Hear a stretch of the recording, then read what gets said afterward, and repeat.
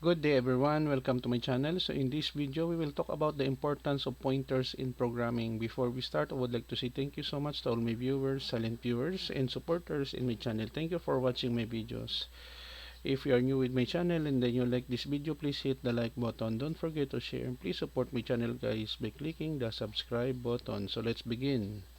Importance of pointers in programming. Pointers are fundamental concept in programming, particularly in low-level and system-level languages like C and C++. They play a crucial role in memory management and provide powerful capabilities that are not easily achieved with other language constructs. Here are some reasons why pointers are important in programming. Number 1. Dynamic memory allocation. Pointers enable dynamic memory allocation, allowing programs to allocate memory at runtime. This flexibility is crucial when dealing with data structures that can grow or shrink during program execution, such as linked lists, trees, and dynamic arrays. Pointers allows you to allocate and deallocate memory as needed, making efficient use of system resources. Number 2. Efficient data manipulation. Pointers provide a way to directly access and manipulate data in memory. Instead of making copies of data, you can pass pointers to functions, which can then operate on the original data. This reduces memory consumption and improves performance, especially when dealing with large data sets. Number 3. Pass by reference. Pointers enable pass by reference, where you can pass the address of a variable to a function instead of its value. This allows function to modify variables in the calling scope, enabling more efficient and flexible parameter passing.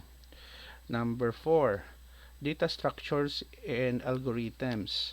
Pointers are essential for implementing complex data structures and algorithms that allow you to create linked data structures such as linked lists, trees, graphs, where each element holds a pointer to the next or previous element.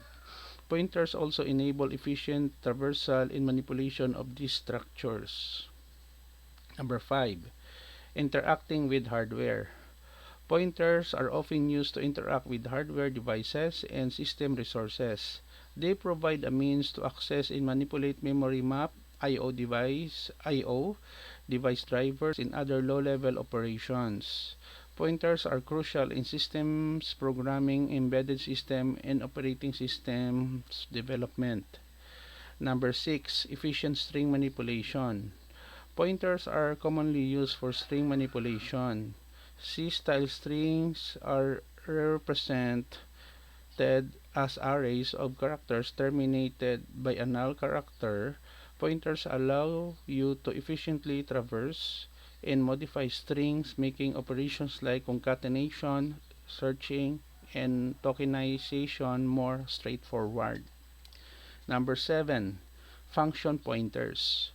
Pointers to functions known as function pointers allow you to store and pass around references to functions.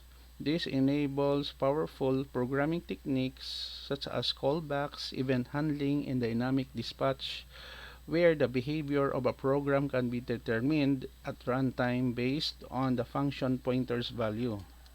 Despite their power, pointers can also introduce challenges such as potential memory leaks, segmentation faults, and dangling references if used incorrectly.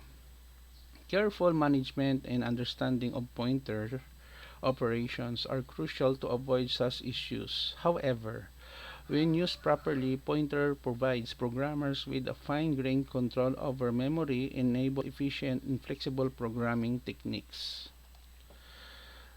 Okay guys, so this is the end of my report about importance of pointers in programming. Thank you so much for watching. Don't forget to like, share, and please support my channel guys by clicking the subscribe button. See you in the next video tutorial guys. This is your friend Jake saying bye bye for now.